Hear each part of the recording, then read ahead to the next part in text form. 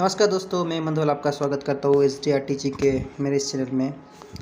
तो परीक्षाओं के इस दौर में जबकि कई सारे एग्ज़ाम के आने का सिलसिला शुरू हो चुका है, जिसमें RPSC first grade, DSSB, TGT PGT UP के और ऐसे कई सारे एग्ज़ाम हैं जो नज़दीकी है, और नेट का एग्ज़ाम भी हो गया। तो उसमें कई सारे ऐसे क्वेश्चंस पूछे जाते हैं जो काफ़ी इम्पोर्टेंट होता है। तो हम उन्हीं इम्पोर्टेंट क्वेश्चंस के बारे में चर्चा करेंगे इस विषय में, चित्रकला के इस विषय पर।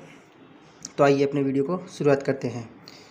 तो हमारा पहला क्वेश्चन है जो कि बहुत इम्पोर्टेंट है, वो है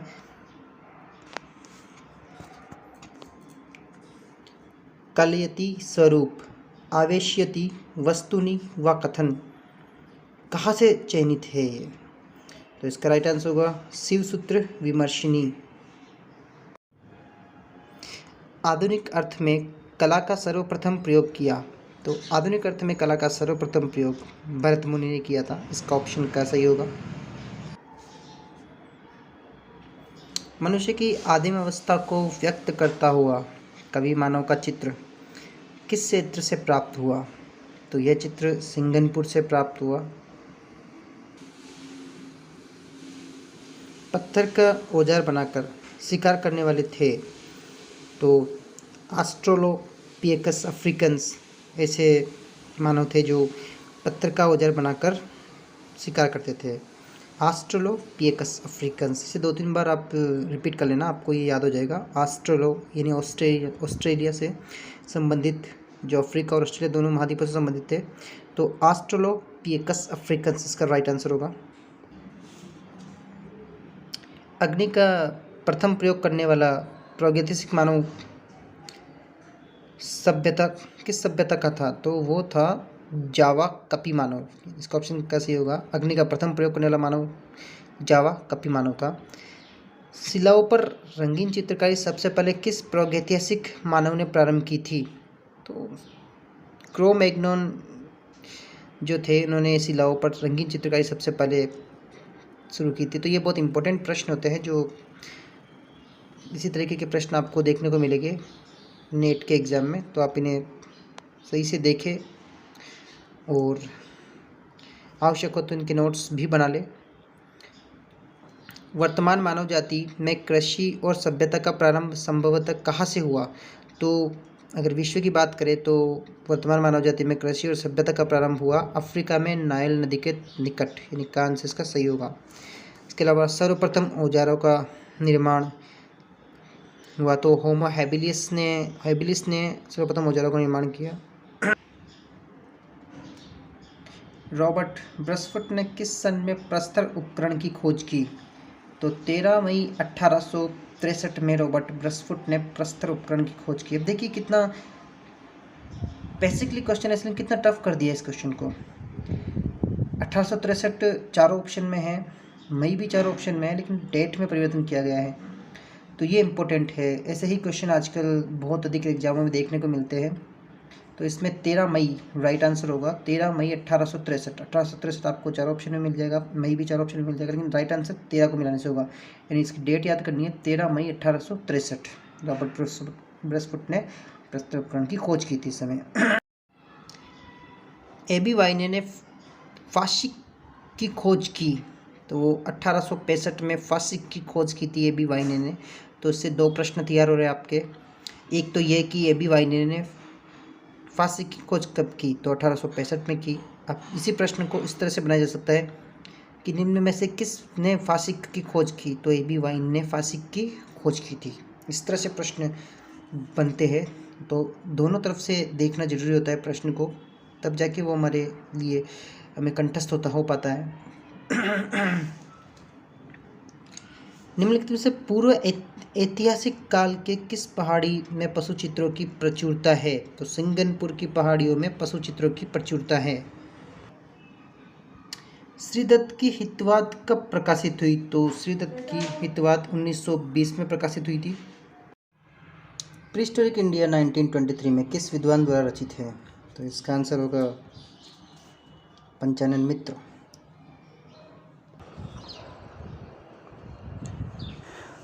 प्री ऑफ प्रागैतिहासिक काल का शाब्दिक अनुवाद सर्वप्रथम अपनी पुस्तक the archaeological and pre historic annals of Scotland में किसने किया? तो इसका आंसर होगा डेनियल विल्सन। सबसे अधिक प्रागैतिहासिक चित्रण मिलता है? तो मध्य प्रदेश में सबसे अधिक प्रागैतिहासिक चित्रण मिलता है। डॉक्टर जी और हंटर ने अपनी पुस्तक Congress of the pre and proto historic sciences में पंचमढ़ी क्षेत्र के शैल चित्रों का विवरण किस सन में दिया? तो इसका आंसर होगा 1932। बिना पहिए की स्लेज के समान गाड़ी का अंकन मिलता है? तो इसका आंसर होगा सरहट में बांदा। वैसे बांदा तो कई बार प्रश्न में आता है, तो इसका उत्तर हम आसानी से दे सकते हैं कि बांदा में बिना पहियों की गाड़ी का अंकन मिलता है। लेकिन अचानक से अगर हमारे सामने सरहट आ जाए तो हम इससे कंफ्यूज ना हो, इसलिए मैंने ये प्रश्न यहाँ पे रखा है। तो सरहट और बांदा, सरहट के अंदर बांदा आता है जिसमें बिना पहियों की गाड़ी मिली है। कोहबर भलदरिया रोप आदि चित्रित गुफाएं कहाँ है? तो ये चित्रित गुफाएं उत्तर प्रदेश में हैं। बनियाबेरी, मोरादेव, सोनभद्र आदि चित्रित गुफाएं कहाँ स्थित है? तो ये गुफाएं पंचमढ़ी में स्थित है। सर्वप्रथम गुफा चित्र कहाँ से प्राप्त हुए? तो कैमूर की पहाड़ियों से सर्वप्रथम गुफा चित्र प्राप्त हुए। सेपांकन पद्धति के चित्र कहाँ से प्राप्त हुए हैं? तो होशंगाबाद से सेपांकन पद्धति के चित्र प्राप्त हुए हैं। होशंगाबाद के शैल चित्रों को श्री मनोरंजन घोष ने किस सन में खोजा था? तो 1922 में होशंगाबाद यानी आजमगढ़ से शैल चित्रों को मनोरंजन घोष ने खोजा था, 1922।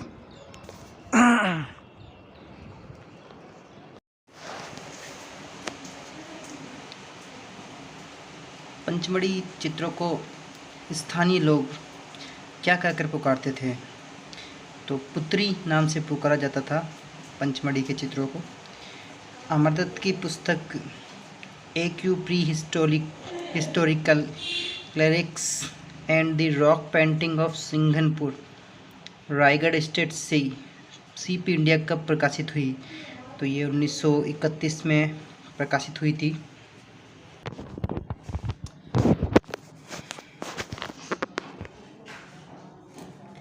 सिंधु घाटी की सभ्यता का समयकाल माना जाता है तो 2600 और 1900 के लगभग का समयकाल सिंधु घाटी सभ्यता का माना जाता है। कनिंघम ने किस सन में हड़प्पा टीले का पता लगाया था? तो 1890 यानी सन 1890 में कनिंघम ने हड़प्पा किले का पता लगाया था। हड़प्पा सभ्यता के विषय में सर्वप्रथम ज्ञान कब हुआ? तो 1878 में कनिंघम के द्वारा सर्वप्रथम हड़प्पा सभ्यता का ज्ञान हुआ था।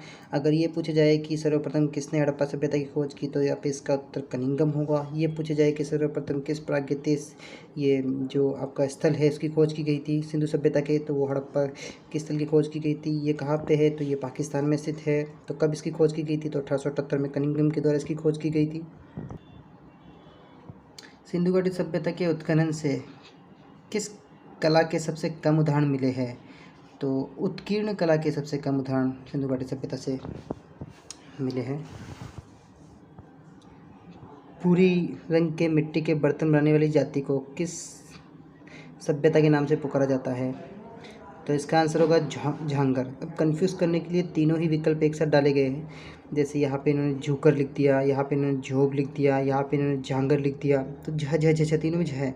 तो आप कंफ्यूज ना हो जाओ इससे बचने के लिए, तो इसका आंसर होगा झांगर। अगर ये ग पे ऑप्शन है तो समझना गर, क्या लगा देना गर, झांगर। ना झोब है ना झूकर है, तो भूरे रंग की मिट्टी के बर्तन से पता कौन सी है? तो झांगर इसका राइट आंसर है। तांबे की एक मानव आकृति निम्नलिखित में से किस स्थान से प्राप्त हुई? तो हड़प्पा से तांबे की मानव आकृति प्राप्त हुई। इसके अलावा दाढ़ी वाला योगी की मूर्ति कहाँ से प्राप्त हुई? तो ये भी हड़प्पा से प्राप्त हुई।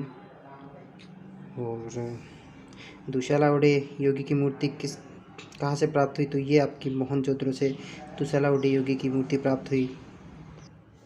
सिंधु सभ्यता में कुम्हारों के भट्टों के अवशेष मिले हैं। कुम्हार के भट्टों के अवशेष मोहनजोदड़ो से मिले हैं। इनमें से कौन सुमेलित नहीं है? तो पुरुष नर्तक जो काले पत्थर की प्रतिमा है जो मोहनजोदड़ो से प्राप्त हुई थी, यह सुमेलित नहीं है। शिला कांस्य नर्तक मूर्ति मोहनजोदड़ो से प्राप्त हुई, यह सही है। पुजारी की प्रतिमा मोहनजोदड़ो से प्राप्त हुई, यह भी सही है। मातृ देवी की मूर्ति मोहनजोदड़ो से प्राप्त हुई, यह भी सही है। कौन सी सम्मिलित नहीं है? तो पुरुष नर्तक मोहनजोदड़ो से मिली, यह सही नहीं है। यहाँ पे इसका ऐसे ही प्रश्न अक्सर पूछे जाते हैं हमसे, जिसमें देखो एक ही क्वेश्चन आ गया है, जोगीमारा की लंबाई चौड़ाई कितनी है? आपको पता ही है जोगीमारा की लंबाई चौड़ाई 10 × 6 फीट है। अब ये क्वेश्चन एक बहुत डीपली क्वेश्चन है, जो इस प्रकार से कुछ व्यक्ति पेड़ के नीचे वार्तालाप कर रहे हैं, यह दृश्य किस खंड में है? तो यह दृश्य द्वितीय खंड में है। तो इस तरह से काफ़ी डीपली प्रश्न भी आगे पूछे जा सकते हैं और पूछे जाते भी हैं। तो काफ़ी गहराई से अध्ययन करना होता है हमें, तो इसीलिए पेपर सॉल्व के साथ साथ ही आप बुक जब पढ़ो तो उसे बहुत ही गहराई से अध्ययन करें। आगे छठे प्रश्न की तरफ चले तो यह है, एक नृत्यांगना बैठी हुई है, गायक तथा नर्तकों के झुंड घेरे में है, ये किस खंड में है? ये लीजिए एक और डीप क्वेश्चन आ गया, तो इसका आंसर होगा 5वें खंड में है। जोगीमारा के चित्र बने हैं, तो सफ़ेद पृष्ठभूमि पर जोगीमारा के चित्र बने हैं। इस प्रश्न पे कई बार कन्फ्यूजन हो जाता है, कई बार हम छत पर भी बोल देते हैं, तो इसका आंसर होगा सफ़ेद पृष्ठभूमि पर होगा इसका आंसर, न कि छत पर बने हैं। नेक्स्ट प्रश्न की तरफ बढ़ते हैं। तो नेक्स्ट प्रश्न है, जोगीमारा की जो गुफाएं है उसके निर्माण का काल क्या है? तो उसके निर्माण का काल है 300 ईसा पूर्व। ये एक और डीपली क्वेश्चन यहाँ पे आया है, बोंगरा शब्द से तात्पर्य है? तो बोंगरा शब्द से तात्पर्य है बंगले। ऋग्वेद की किस प्राचीनतम मंत्र संहिता पर चित्र अंकित था? आप देखिए कितना अच्छा प्रश्न पूछा इन्होंने। तो इसका आंसर होगा 1:1:45। कन्फ्यूज़ करने के लिए इन्होंने कुछ नहीं किया, 1:45 तो जो का तो चारों ऑप्शन में इन्होंने रख दिया है। संख्या सिर्फ यहाँ की बदली है, 1 2 3 4, तो आपको ऐसे कंफ्यूज नहीं होना है। इसका राइट आंसर है 1:1:45। आपको डबल बार 1 मिला देना है। तो ऋग्वेद का प्राचीनतम मंत्र है 1:1:45 पर।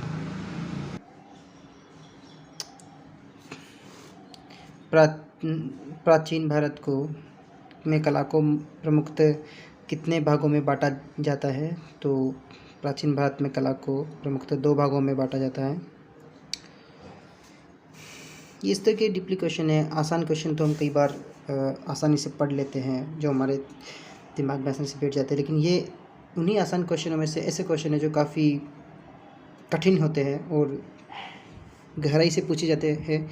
तो इन प्रश्नों का आपको बहुत बारीकी से अध्ययन करना पड़ता है। साधारण तरीके के ऑप्शन तो आप या फिर स्टडी तो आप किताबों को अध्ययन कर लेते हो, लेकिन ऐसे डीपली क्वेश्चंस को निकाल पाना कई बार मुश्किल होता है। तो मैं ऐसे ही विकल्पों के लिए या ऐसे आंसरों के लिए ऐसे वीडियो लेके आता हूँ। हालांकि इससे पहले मैंने 2 वीडियो और डाल दिए हैं जो कि ऑडियो में है। तो हालांकि आप ऑडियो देख कर के ये ना सोचें कि बस ऑडियो में क्यों डाले, तो ऑडियो सिर्फ इसलिए डाला कि हम जब अध्ययन करते हैं तो हमें हमारी 5 इंद्रियों का लगातार प्रयोग करना होता है, सुनने की, देखने की। तो अध्ययन के दौरान हम क्या करते हैं, देखते हैं, सुनते हैं और पढ़ते हैं। पढ़ने के दौरान हम देखना, बोलना और सुनना तीनों काम एक साथ करते हैं। तो इस दौरान हमारी अध्ययन की जो प्रक्रिया होती है वो थोड़ी धीमी हो जाती है। अगर आप पढ़ते हो, साथ में देखते हो, फिर बोलते हो, तो तीनों प्रोसेस में आपकी बॉडी की काफ़ी एनर्जी इसमें चली जाती है, जिसके कारण आप 100 क्वेश्चनों में से मुश्किल से आप 50 क्वेश्चन या 25 से 30 क्वेश्चन याद कर पाओगे। लेकिन आप जब किसी चीज़ को देखते हो और सुनते हो तो क्वेश्चन वही हो गए 100, लेकिन संख्या उसकी बढ़ जाएगी, उसकी संख्या हो जाएगी 50। तो आप तेज़ी से याद कर पाओगे देख के और सुन करके। उसके नोट्स नहीं बनाने, सिर्फ देखना है, सुनना है। और केवल सुनने से आपकी यही क्षमता कुछ और बढ़ जाएगी, क्योंकि सुनने से आप ज़्यादा गौर से सुनोगे और आपकी अध्ययन क्षमता ज़्यादा अच्छी हो जाएगी। तो यही प्रोसेस होते हैं। आप अपने तीनों तरीक़ों से का प्रयोग करके अपने अध्ययन को जारी रखें। पढ़े भी और वीडियो को भी देखें, वीडियो को देख करके नोट्स भी बनाएं, और कुछ ऑडियोज़ जो आप अपनी सुविधा के अनुसार बना सको तो वो भी देखें। इसी कारण मैंने काफ़ी डीपली जो फैक्ट होते हैं उसको लेकर के ऑडियो तैयार किया था। तो वो ऑडियो आप देखें ज़रूर, सिर्फ सुनने में है, आपको सिर्फ उसे ध्यान से सुनना है। और बाकी जब आप कभी भी किताब पढ़ोगे तो उसके द्वारा जब वो विकल्प आपके सामने बार बार आएगी तो आप उसे देख करके समझ जाओगे कि आपने जो सुना था वो आपको देखने को ही मिल जाएगा दिन के दौरान। तो इसीलिए मैंने वो ऑडियो डाले हैं, तो आप उसे देखें। तो चलो अब आगे बढ़ते हैं इसमें। जो इसका क्वेश्चन है, शिल्प रचनाकार विश्वकर्मा का नाम किस पुराण में उल्लेखित है? तो विश्वकर्मा का जो नाम है वो मत्स्य पुराण में उल्लेखित है। सभी बौद्ध दर्शन के साहित्य में सौंदर्य शास्त्र से संबंधित ग्रंथ कौन सा है? तो इसका आंसर होगा ललित विस्तार, जो कि बौद्ध दर्शन साहित्य के सौंदर्य शास्त्र से संबंधित है। प्रसिद्ध ग्रंथ मानसार में विश्वकर्मा को माना गया है, तो इसमें विश्वकर्मा को क्या माना गया है? ऑप्शन देखिए, पदकार और गदकार, ये तो आप डेफिनेटली जान जाओगे, इन्हें कहते नहीं हैं। अब एक ये माना गया है कि शिल्पकार और रचनाकार, इसमें जाकर के आप कंफ्यूज हो सकते हो, तो इसीलिए मैंने ये प्रश्न लिया है कन्फ्यूजन को दूर करने के लिए। तो यहाँ पे इसका आंसर होगा रचनाकार, शिल्पकार नहीं होगा, रचनाकार होगा, क्योंकि वो रचनाएं करते थे, न कि शिल्प बनाते थे। वो स्थापत्य, चित्रकला, हर प्रकार की रचनाएं करते थे, इसीलिए उन्हें मानसार में रचनाकार कहा गया है। विश्वकर्मीय शिल्पशास्त्र कृति कहाँ सुरक्षित है? तो यह ओरिएंटल मैन्युस्क्रिप्ट लाइब्रेरी मद्रास में सुरक्षित है विश्वकर्मीय शिल्पशास्त्र। बौद्ध जैन धर्म का उदय का समय काल है? तो 9वीं शताब्दी बौद्ध जैन धर्म के उदय का समय काल है। कौन सा चित्र गुफा संख्या 1 से नहीं है? ये देखिए कितना अच्छा प्रश्न पूछा है। तो गुफाओं के, अजंता की गुफा में आपको सभी चित्र गुफाओं के क्रम व अनुसार याद करने हैं। तो अब इसमें पूछा है कि कौन सा नहीं है, तो पद्मपाणि बोधिसत्व गुफा संख्या 1 में है, मारविजय गुफा संख्या 1 में है, लेकिन नागपुरुष है वो गुफा संख्या 1 में नहीं है, जिसका राइट आंसर होगा। अजंता की गुफाओं का धरातल किस प्राचीन परंपरा विधि पर आधारित है? तो चित्रसूत्र की मणिभूमि के आधार पर अजंता की गुफाओं का धरातल आधारित। तो ये ऐसे प्रश्न बड़ी मुश्किल से देखने को मिलते हैं, और ऐसे ही प्रश्न अधिकतर एग्जाम में आते हैं। फिर हम सोचते हैं कि कहाँ से प्रश्न आया, तो ये प्रश्न इसी तरीके से उठता है।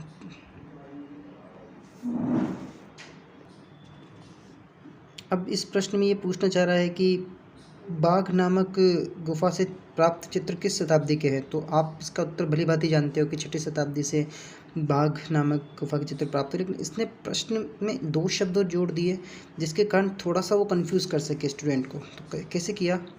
धार जिले में बाघ नामक ग्राम से प्राप्त हुए गुफा चित्र किस शताब्दी के हैं? देखिए प्रश्न वही है, लेकिन 2 शब्द जोड़ करके थोड़ा सा कंफ्यूज करने का प्रयास किया है। तो इसका राइट आंसर होगा 6ठी शताब्दी।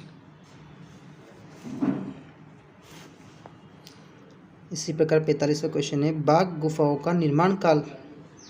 तो बाघ गुफाओं का जो निर्माण काल है वो 4ठी शताब्दी माना जाता है। तो बाघ गुफाओं के जो चित्रों का निर्माण शुरू हुआ था वो 4ठी शताब्दी में हुआ था, लेकिन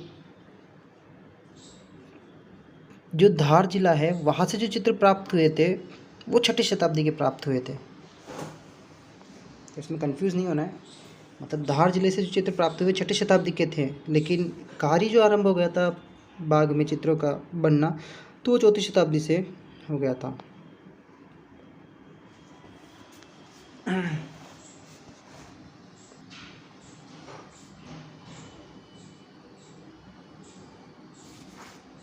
अगला प्रश्न है,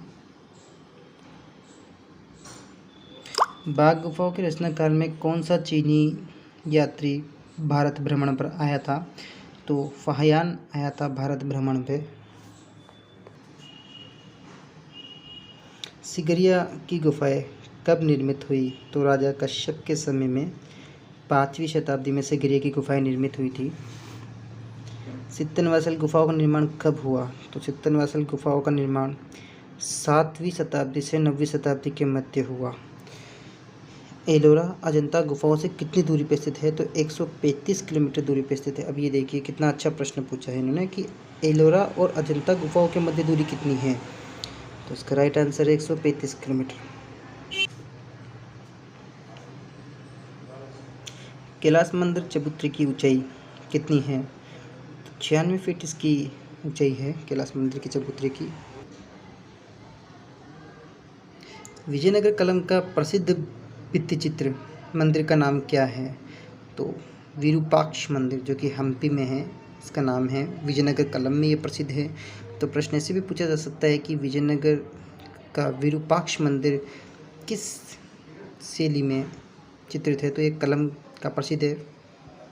कहाँ का प्रसिद्ध है? सॉरी, तो ये कलम का प्रसिद्ध है। विजयनगर कलम का विरूपाक्ष मंदिर प्रसिद्ध है। प्रश्न पढ़ते समय आप प्रश्न के साथ ही उत्तर तो देखते ही है, लेकिन उत्तर के साथ प्रश्न का भी हाथों हाथ मिला लीजिए। तो आपको इससे ये फ़ायदा हो जाएगा कि प्रश्न कैसे भी बने आप उसका उत्तर दे सकते हो। और अधिकतर एग्जामिनर यही करता है कि प्रश्न को कभी उत्तर बना देता है, फिर उत्तर को प्रश्न बना देता है। एलोरा के आरंभिक चित्र किस शैली से मिलते जुलते हैं? तो एलोरा के आरंभिक चित्र गुज्जर शैली से मिलते जुलते हैं। ये बड़ा ही अच्छा क्वेश्चन आया है। बुद्धिचर्यावत्र कहाँ संग्रहित है?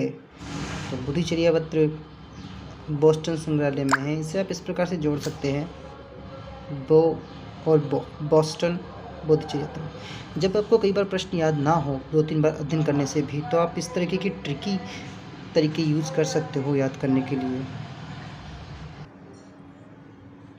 वेशांतर जातक वाला चित्र कहाँ संग्रहित है? तो ये राष्ट्रीय संग्रहालय दिल्ली में संग्रहित है। जैन चित्र शैली के चित्रों का निर्माण कब हुआ था? तो 10वीं शताब्दी से लेकर 15वीं शताब्दी के मध्य में जैन चित्र शैली के चित्रों का निर्माण हुआ था। ताड़पत्र की जगह कागज का उपयोग सर्वप्रथम कब हुआ? तो इसमें वैसे कश्मीर बता रहा है, जो कि गलत है। ये पूछ रहा है कि ताड़पत्र की जगह कागज का सर्वप्रथम प्रयोग हुआ। तो इस प्रश्न पे मेरे को भी थोड़ा कन्फ्यूजन है। बिहार या कश्मीर दोनों में से एक इसका आंसर होना चाहिए।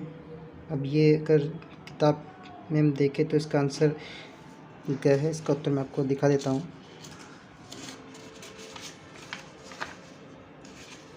तो आपका 26 नंबर क्वेश्चन है जिसका आंसर है ग। तो ये देखिए यहाँ पे 26 नंबर क्वेश्चन है जिसका उत्तर है ग। ये लीजिए, इसका आंसर है ग। तो शायद हो सकता है किताब में, ज़रूरी नहीं कि हर बार किताब भी सही हो। किताब में कई बार गलती या मिस प्रिंटिंग होती है, तो इसमें शायद कन्फ्यूजन है। या तो इसका आंसर बिहार होगा या फिर कश्मीर भी हो सकता है शायद। आगे बढ़ते हैं। कल्पसूत्र की कौन सी कृति स्वर्ण अक्षरों में लिखी गई? तो 1465 ईस्वी की जो प्रति है वो कल्पसूत्र की स्वर्ण अक्षरों में लिखी गई थी। 1451 में निम्नलिखित में से वसंत विलास की प्रति का धरातल क्या है? तो वसंत विलास की प्रति का धरातल है कपड़ा। नेक्स्ट प्रश्न है, कागज पर बने पल्लव राजा महेंद्र वर्मन 7वीं शताब्दी में चित्र किन गुफा चित्रों से मिलते हैं? तो ये चित्तनवासल गुफा चित्रों से मिलते हैं। किस शैली में सर्वप्रथम बेलबूटों का प्रारंभ हुआ था? तो जैन शैली में सर्वप्रथम बेलबूटों का प्रारंभ हुआ था। जैन श्वेतांबर संप्रदाय की किस पुस्तक में मिलते हैं जैन चित्र? तो ये मिलते हैं आपको अंगसूत्र। इसका राइट आंसर होगा अंगसूत्र में मिलते हैं। अगला क्वेश्चन है, जैन धर्म की कला कब उन्नति के शिखर पर पहुंची? तो 11वीं शताब्दी में जैन धर्म की कला उन्नति के शिखर पर थी। अभी सम्मिलित करने वाला क्वेश्चन आ चुका है, बड़ा ही डीपली क्वेश्चन है। हालांकि ये क्वेश्चन काफ़ी क्रिटिकल होता है, पर इस क्वेश्चन को आप ध्यान से देखें एक बार। तो 15वीं शती की जो प्रति है वो मुनिदया की है, और मतलब कहाँ पे कौन सी कृति संग्रहित है ये पूछा जा रहा है। तो 15वीं शती की जो प्रति है वो मुनिदया विजय के संग्रहण में है, यानी मुनिदया के विजय संग्रहण में है। और 1415 ईस्वी की जो प्रति है वो सेठ आनंद जी कल्याण के संग्रह में संग्रहित है। और 1465 की जो प्रति है वो साराभाई के माणिक संग्रह में सुरक्षित है। और चौथी जो है कल्पसूत्र 1467 की, तो बड़ौदा के ज्ञान मंदिर में है। तो आप कई बार इतने बड़े वाक्य पढ़ पाना थोड़ा मुश्किल होता है, तो इसलिए आप ऐसा कर सकते हो, छोटे छोटे वर्ड लिख लीजिए। जैसे मैंने मुनिदया लिख दिया, फिर सेठ आनंद जी का आनंद जी लिख दिया, साराभाई का साराभाई उठा लिया, बड़ौदा का बड़ौदा उठा लिया। तो इस तरह से थोड़ा दिमाग जल्दी आसानी से इन्हें याद कर सकता है, इसलिए मैंने ऐसा किया। आगे बढ़ते हैं। ऐसे कुछ ट्रिक्स से आप अपना काफ़ी समय बचा लेते हैं। ताड़पत्र पर सबसे पुरानी ज्ञात प्रति का नाम क्या है? तो अधोर नियुक्ति है सबसे पुरानी ज्ञात प्रति ताड़पत्र पर। नेक्स्ट प्रश्न है, गुलबर्गा की मस्जिद कहाँ पर स्थित है? तो ये शेरपुरा में स्थित है। बीजापुर की कलम के चित्र कहाँ संग्रहित है? तो चेस्टरबेरी संग्रह लंदन में बीजापुर कलम के चित्र संग्रहित है। हैदराबाद शैली में वस्त्रों की कसीदाकारी का प्रकार था? तो टोंच यानी किम खाप का प्रकार था कसीदाकारी का। माफ़ करना दोस्तों, लेकिन आज का वीडियो कुछ ज़्यादा बड़ा हो जाएगा, तो इसमें फैक्ट भी ज़्यादा अच्छे हैं, इसलिए ये वीडियो कुछ ज़्यादा बड़ा हो जाएगा। लेकिन एग्ज़ाम समय में है तो आप ऐसे वीडियोस को थोड़ी गति बढ़ा करके देख सकते हैं, चाहे वो 1 घंटे का हो, 45 मिनट का हो। तो वैसे भी चित्रकला में 1-1, 2-2 घंटे के वीडियोस बहुत कम देखने को मिलते हैं, ऐसे मोस्ट इम्पोर्टेंट। तो ये तो आपके लिए बेनिफिट वाली बात ही है। वीडियोस का बहुत बेनिफिट होता है, आप जब देखोगे तो आप इसका अंदाज़ा लगा लोगे। और अगर आपको ये वीडियो अच्छा लगा हो तो इसे लाइक, कमेंट और शेयर ज़रूर करें। आइए अब ज़्यादा समय लगाते हुए आगे बढ़ते हैं। मेवाड़ शैली में महाराणा जयसिंह के समय में चित्रित भागवत पुराण का प्रसिद्ध चित्र गोवर्धन दहन कहाँ संग्रहित है? तो भारत कला भवन वाराणसी में ये संग्रहित है। नाथद्वारा की शैली कैसी प्रतीत होती है? तो बंगाल शैली प्रतीत होती है नाथद्वारा की। बरसते मेघों में सारस एवं मिथुनों की आकृतियों का चित्रांकन किस शैली में हुआ? तो ये बीकानेर में हुआ था। बूंदी शैली के अधिकांश चित्र कहाँ संग्रहित है? तो Victoria and Albert museum London में बूंदी शैली के अधिकांश चित्र संग्रहित हैं। जयपुर, मुगल, ब्रज, पाश्चात्य आदि संस्कृति के समन्वय से किस शैली का जन्म हुआ? तो अलवर शैली का जन्म हुआ था, जयपुर, मुगल, ब्रज आदि शैली के मिश्रण से। अगला प्रश्न है,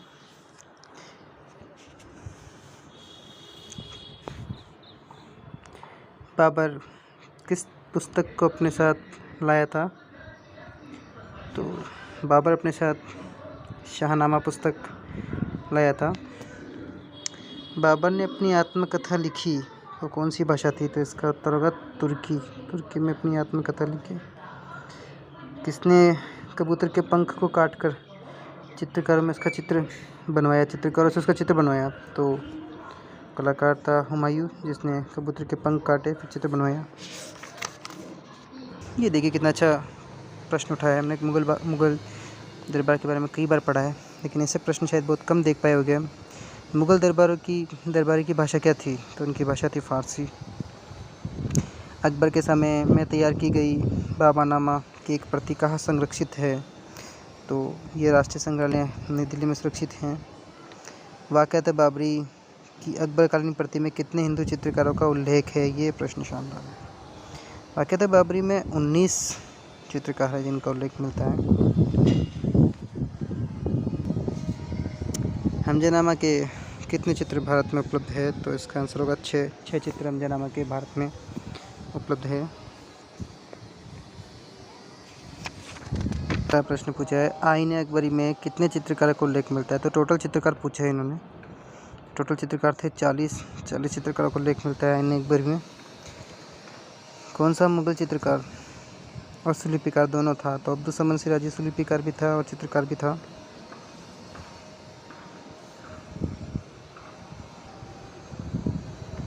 जहांगीर का प्रकृति प्रेम किन चित्रों को देखकर लगता है? प्रकृति प्रेम तो पशु पक्षियों को देख करके भी नहीं, पक्षियों का ऐसा चित्र भी देख करके नहीं, यह आएगा असाधारण फल फूलों का चित्र, जिन्हें देख करके ऐसा लगता है कि जहांगीर को प्रकृति से अत्यधिक प्रेम था। जहांगीर के काल में एकल चित्र मुख्यतः मानवाकार किस मुद्रा में है? तो खड़ी मुद्रा में है एकल चित्र। समय सराय बनाने की सर्वप्रथम प्रथा किसने प्रारंभ की? तो शाहजहां ने प्रारंभ की थी सराय बनाने की सर्वप्रथम प्रथा।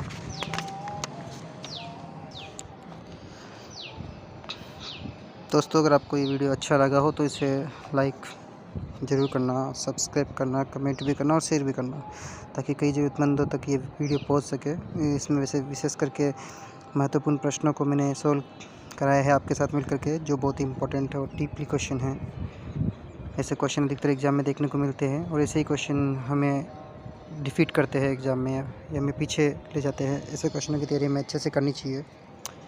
तो आइए आगे इसको शुरू करते हैं। पहाड़ी शैली का समय कब से कब तक का माना जाता है? तो 17वीं शताब्दी से 19वीं शताब्दी के अंत तक का समय पहाड़ी शैली का माना जाता है।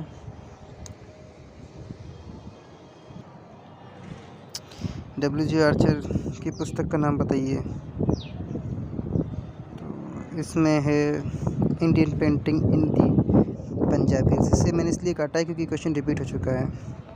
डब्ल्यू.जे. आर्चर की जो पेंटिंग का नाम है तो वो है Indian painting in the Punjab hills. Indian painting in the Punjab hills, ये फिर से देखो रिपीट हुआ है, इसीलिए मैंने इसे काटा था। गुलेर राज्य की स्थापना किस सन में हुई थी? तो 1705 में गुलेर राज्य की स्थापना हुई थी। गुलेर शैली का उदय कहाँ हुआ था? तो गुलेर शैली का उदय हरिपुर में हुआ था। गुलेर शैली के लगभग कितने चित्र प्राप्त हुए हैं जो रामायण पर आधारित है? तो 11 चित्र गुलेर शैली के प्राप्त हुए जो रामायण पर आधारित है।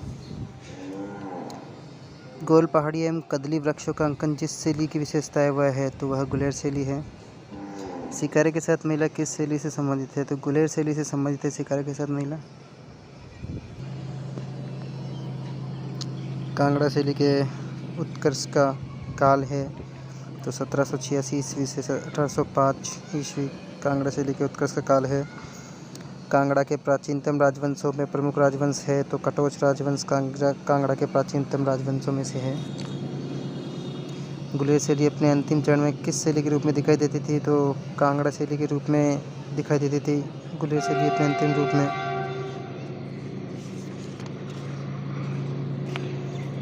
कांगड़ा चित्रशैली का प्रमुख चित्रकार था? इसका आंसर होगा किशन लाल। इसका आंसर होगा। पहाड़ी चित्रकला क्या प्रधान है? तो पहाड़ी चित्रकला भाव प्रधान है। वस्तु का कोई ना कोई भाग हाशिए में पहुंच जाता है? तो ये बसोली शैली है, ऐसे चित्र है जहाँ में कोई वस्तु का कोई ना कोई भाग हाशिए में पहुंच जाता है। टाकरा लिपि में हाशिए के ऊपर किस शैली में चित्रांकन किया गया है? तो बसोली शैली में टाकरा लिपि में प्रयोग किया गया है। बसोली शैली में चित्रित गीत गोविंद के कलाकार कौन है? तो बसोली शैली पूछ रहा है ये। बसोली शैली में गीत गोविंद लिखा है मानकू ने। मानकू जो कि एक महिला थी।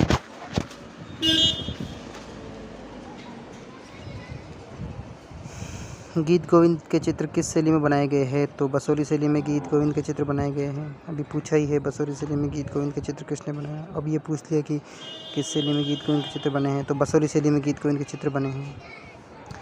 किस शैली में उखल बंधन चित्रित किया गया है? तो बसोली शैली में ही उखल बंधन का चित्रण किया गया है। चंबा शैली अपने मौलिक रूप से किस समय में दिखलाई देती है? तो 19वीं सदी में दिखाई देती है। चंबा शैली का आरंभ किसके समय में हुआ? तो राजा उदय सिंह के समय में चंबा शैली का आरंभ हुआ। चंबा के किस महल में चित्र बने जो आज दिल्ली के राजकीय संग्रहालय में सुरक्षित है? तो रंग महल में बने थे। रंग महल का निर्माण कब हुआ? तो 1755 ईस्वी में रंग महल का निर्माण हुआ। ये देखिए इम्पोर्टेंट प्रश्न एक और। नेहरू और निक्का किस शैली के चित्रकार थे? तो चंबा शैली के चित्रकार थे नेहरू और निक्का। बूढ़ सिंह संग्रहालय किस कला मर्मज्ञ द्वारा स्थापित किया गया? तो ये स्थापित किया गया था डॉक्टर JP पचबोगल। ये नाम शायद आपने बहुत कम सुना हो। चंबा चित्रों पर पुस्तक किस कला मर्मज्ञ ने लिखी? तो रंधावा ने, डॉक्टर MS रंधावा ने चंबा चित्रों पर पुस्तक लिखी थी। चंबा शैली के अमूल्य निधि रंगमहल के भित्ति चित्रों को कहाँ सुरक्षित किया गया? तो बूढ़ सिंह संग्रहालय में सुरक्षित किया गया था। कुल्लू शैली का जन्म कब हुआ? 17वीं शताब्दी में कुल्लू शैली का जन्म हुआ। इस शैली का पूर्ण रूप विकसित रूप किसके समय में दिखाई देता है, यानी कुल्लू शैली का? तो प्रीतिम राजा विक्रम सिंह के समय में इसका विकसित रूप दिखाई देता है। कुल्लू के प्रमुख कलाकार कौन थे? तो सजनू और भगवान ही कुल्लू के प्रमुख महान कलाकार थे। कुल्लू के चित्रों को कितने भागों में विभाजित किया गया? तो कुल्लू के चित्रों को 3 भागों में विभाजित किया गया था। मुनाल, मोर, चकोर, तिब्बत, कोवा का चित्र किस शैली के अंतर्गत हुआ? तो गढ़वाल शैली के अंतर्गत इनका चित्रण हुआ। मौलाराम द्वारा नारी के माथे पर वक्राकार चंदन का टीका किस शैली में चित्रांकित किया गया? तो गढ़वाल शैली में किया गया। इसे प्रश्न बनाया जा सकता है, गढ़वाल के चित्रों में चक्राकार चंदन का टीका किसने चित्रित किया? तो मौलाराम ने किया। तो प्रश्न कैसे भी पूछा जा सकता है। 3 विकल्प हैं इनके पास, मौलाराम भी है, वक्राकार चंदन भी है और गढ़वाल भी है। तो ये तीनों को प्रश्न और उत्तर के रूप में प्रयोग कर सकते हैं। तो एग्जामिनर इन्हीं चीज़ों से खेलता है, वो फैक्ट पकड़ता है, उन फैक्ट से प्रश्न, प्रश्न से उत्तर, उत्तर से प्रश्न, ऐसे ही चीज़ें बनाता है। मंडी शैली का पूर्ण विकसित रूप किस शैली में दिखाई देता है? तो 1750 ईस्वी में दिखाई देता है। मंडी शैली के चित्रकार सजनू ने किस हिंदी काव्य पर आधारित चित्रावली की रचना की थी? तो हमीर हट्ट की चित्रावली सजनू ने की थी। मंडी शैली में रामायण किस चित्रकार द्वारा चित्रित की गई? तो कपूरगिरी द्वारा रामायण चित्रित की गई थी मंडी शैली में। गजलक्ष्मी का चित्र किस शैली से संबंधित है? तो गजलक्ष्मी का चित्र मंडी शैली से संबंधित है। अगला प्रश्न है, मंडी शैली की मुख्य पहचान क्या है? तो इसका उत्तर होगा भारी मुखमंडल एवं छोटा कद इसकी मुख्य पहचान है। औरंगजेब के अनुसार शासनकाल में जब मुगलों के दरबारी कलाकारों का सम्मान नहीं रहा तो वह दरबार छोड़कर कहाँ जा बसे? तो इसका उत्तर होगा जम्मू रियासत में जा बसे थे। टाकरी लिपि संबंधित है, तो इसके बारे में पहले भी अपन पढ़ चुके हैं। टाकरी लिपि जम्मू शैली से संबंधित है। टाकरी लिपि कहाँ से संबंधित है? तो जयपुर जम्मू कश्मीर शैली से, जम्मू शैली से संबंधित है टाकरी लिपि। नेक्स्ट प्रश्न है, पूछ शैली के चित्रों को किसने प्रकाशित किया? तो WJ आर्चर ने पूछ शैली के चित्रों को प्रकाशित किया था। सिख शैली के प्रमुख संरक्षक कौन थे? तो रणजीत सिंह सिख शैली के प्रमुख संरक्षक थे। ये चारों क्वेश्चन इंपॉर्टेंट है। अला बख्श, मल्ला राम, हरि सिंह प्रसिद्ध चित्रकार किस शैली के हैं? तो ये सिख शैली के थे। इसके अलावा एक और विकल्प आता है बक्साराम। तो बक्साराम किस शैली से संबंधित है? ये अलवर शैली से संबंधित है बक्साराम। बिलासपुर शैली के मुख्य कलाकार है, तो बिलासपुर शैली के मुख्य कलाकार किशनचंद है। महाराजा गुलाब सिंह का प्रसिद्ध चित्र किस शैली से संबंधित है? तो महाराजा गुलाब सिंह का प्रसिद्ध चित्र कश्मीर शैली से संबंधित है। कंपनी शैली के 22 चित्र किस संग्रहालय में सुरक्षित है? बोस्टन संग्रहालय में कश्मीर शैली के 22 चित्र संरक्षित है। कला में परिवर्तन के कारण युग बौद्ध परिवर्तन का कारण है कला में। ईरानी तत्वों का सर्वप्रथम प्रयोग कहाँ हुआ? तो गुलाम वंश में सर्वप्रथम प्रयोग हुआ ईरानी तत्वों का। तो दोस्तों इसी के साथ ये वीडियो पूरा होता होगा और आपको ये वीडियो ज़रूर अच्छा लगा होगा, और लगा हो तो ज़रूर आप इसे लाइक, कमेंट और शेयर ज़रूर करें। तो आप इन वीडियोस को देखें, ये भी बहुत इंपॉर्टेंट है। मैं से और भी वीडियोस आपके लिए लाता रहूँगा SDR टीचिंग के मेरे इस चैनल में, और आप इन्हें ज़्यादा से ज़्यादा शेयर करें, और जिन्हें ज़रूरत है, जिन्हें नीड है, उन तक ये वीडियो पहुँचे। और आप इन वीडियो को देख करके ना छोड़ें, इन्हें 3-4 बार देखें, जब समय मिले तब देखें। वीडियोस का तो बहुत अच्छा लाभ होता है आपको, कि मेहनत, जैसे मैं इस वीडियो पे मेहनत कर रहा हूँ तो इसका सीधा बेनिफिट मेरे से ज़्यादा आपको होगा। इसका प्रमुख कारण ये है कि विकल्प और मोस्ट इम्पोर्टेंट सारे फैक्ट मैंने खोजे, लेकिन ये सारे मोस्ट इम्पोर्टेंट फैक्ट काम किसके आ रहे हैं? वो आपके आ रहे हैं। तो यही इंपॉर्टेंट वीडियोस का तो इसलिए मैं कहता हूँ कि आप वीडियोस देखें अधिकतर, और नोट्स भी एक दिन करें पर वीडियोस ज़्यादा देखें। आप जब भी बिजी फ्री हो तो कभी भी देख ले, तो ये आपको बहुत बेनिफिट देते हैं। तो अगर आपको वीडियो अगर अच्छा लगा हो आपको वीडियो, तो इसे लाइक और शेयर ज़रूर करें। इसी के साथ